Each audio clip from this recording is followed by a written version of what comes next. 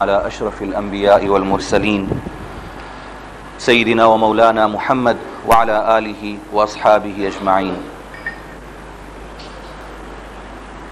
صحیح بخاری کا ایک واقعہ جو حضرت ابو موسیٰ الاشعری رضی اللہ عنہ اور ایک اور روایت میں حضرت عبداللہ بن مسعود آپ صلی اللہ علیہ وسلم انہیں فرماتے ہیں کہ مجھے قرآن سناؤ، تو وہ سامنے عرض کرتے ہیں کہ اے اللہ کے رسول اقرأ وعلیک انزل، اے اللہ کے رسول میں اتنی جرت کروں کہ آپ کے سامنے پڑھوں، قرآن تو آپ ہی پر نازل ہوا ہے۔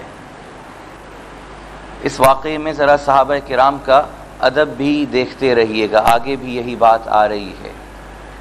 تو آپ صلی اللہ علیہ وسلم نے فرمایا کہ مجھے پسند ہے کہ میں تم سے سنوں، تو فرمانے لگے کہاں سے پڑھوں؟ تو آپ نے فرمایا جہاں سے تم چاہو پڑھ لو۔ تو انہوں نے سورہ نساء کی تلاوت شروع کی، یہی سورت جس میں ہم لوگ جس کی تفسیر سمجھ رہے ہیں۔ اور حضرت ابو موسیٰ اشعری یا حضرت عبداللہ بن مسعود جو بھی ہیں وہ فرماتے ہیں، یا دونوں ہیں، ہو سکتا ہے یہ واقعہ دو مرتبہ ہوا ہو، وہ فرماتے ہیں کہ تلاوت میں کرتا جا رہا تھا اور محمد الرسول اللہ صلی اللہ علیہ وسلم کی طرف دیکھنے کی خواہش رکھتا تھا کہ ان کے کیا تاثرات ہیں، لیکن ہمت نہیں پڑ رہی تھی۔ عزیزان گرامی، صحابہ کرام کا ادب ساتھ دیکھتے جائیں۔ اور فرماتے ہیں کہ میں ایک آیت پہ پہنچا، فَكَيْفَ إِذَا جِئْنَا شَهِيدٌ جراح، ان کو میں نے ایک شکوہ کیا کہ یہ اللہ کا علم یہ میرے سینے میں نہیں اتر رہا، یہ حافظہ میرا ذرا کمزور ہو گیا ہے۔ اور امام شافعی کا حافظہ یہ جو کمزور ہو گیا ہے، اس کا بھی میں آپ کو بتا دیتا ہوں، قرآن 17 دنوں میں یاد کیا۔ وہ کہتے ہیں کہ میں اپنے حافظے کی کمزوری کا اپنے استاذ وکیع سے شکوہ کیا، شکوت الی وکیع سوء حفظی فارشدنی الی ترک المعاصی۔ تو انہوں نے کہا حافظہ تیز کرنا چاہتے ہو، اللہ کا علم حاصل کرنا چاہتے ہو، گناہوں سے پرہیز کرو، اور خاص طور پہ کبائر سے۔ وعلمنی بأن العلم نور ونور اللہ لا۔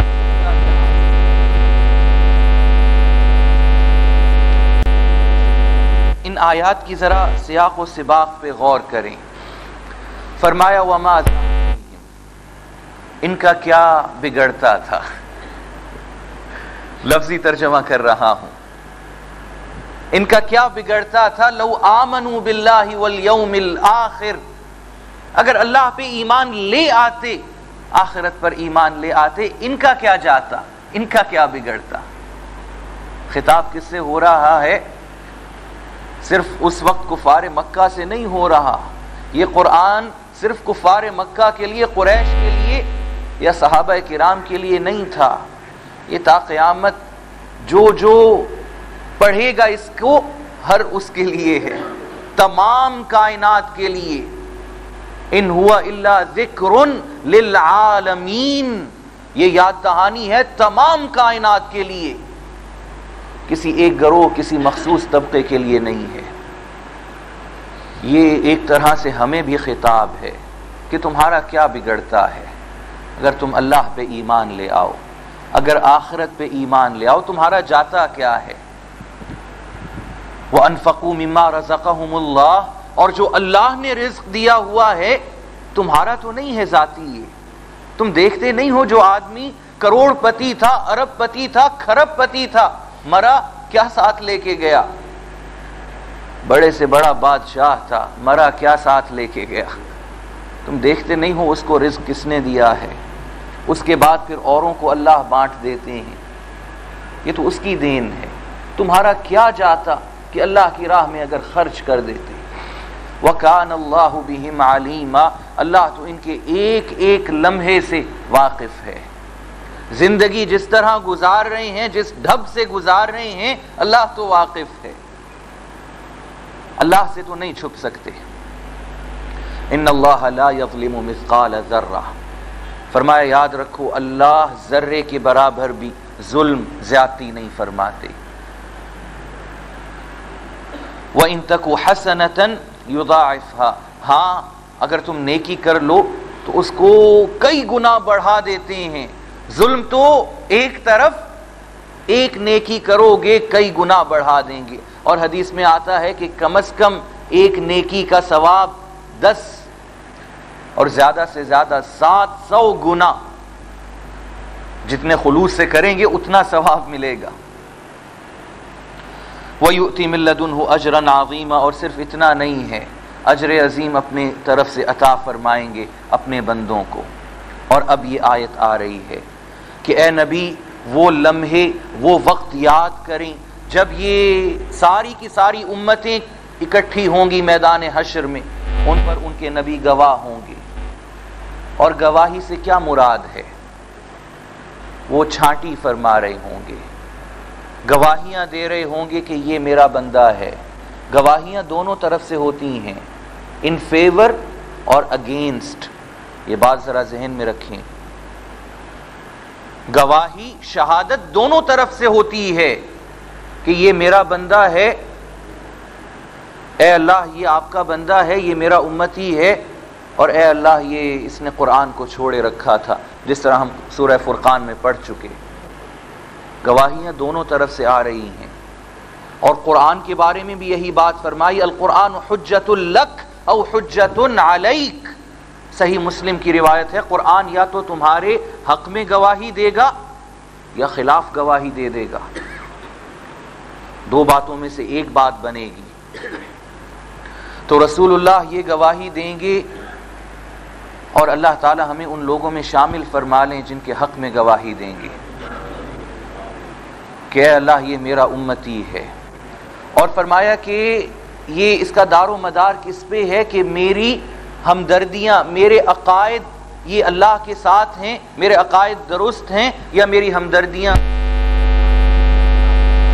عزیزان گرامی، ہمارے پاس مہلت ہے.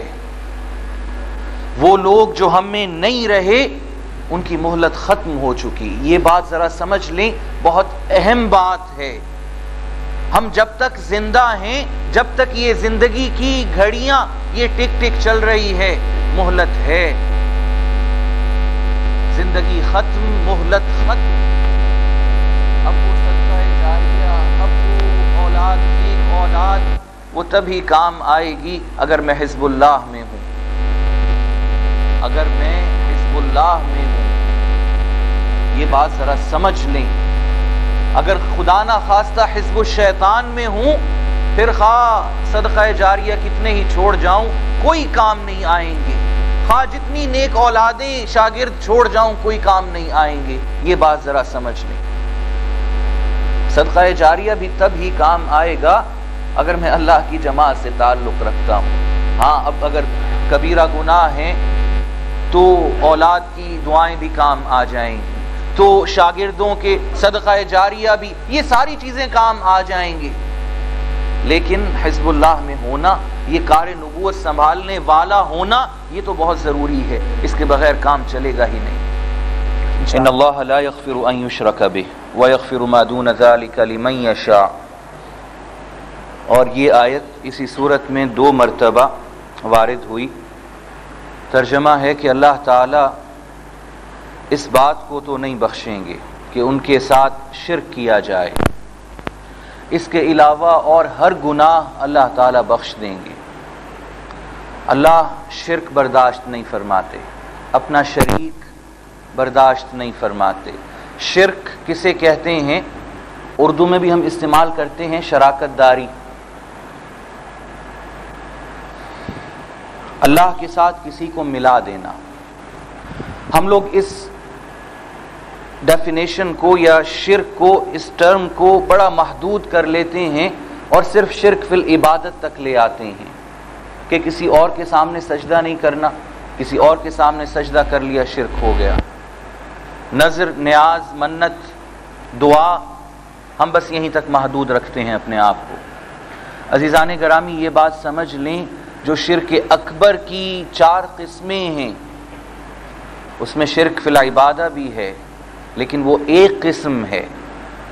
شرک اکبر میں 4 باتیں آتی ہیں کہ محبت میں اللہ سب سے آگے، محبت میں کسی اور کو، غیر اللہ کو اللہ کے برابر بھی کر دیا، شرک کر دیا، وہ غیر خواہ اپنا آپ کیوں نہ ہو۔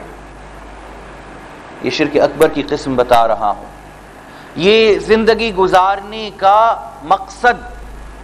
مقصد حیات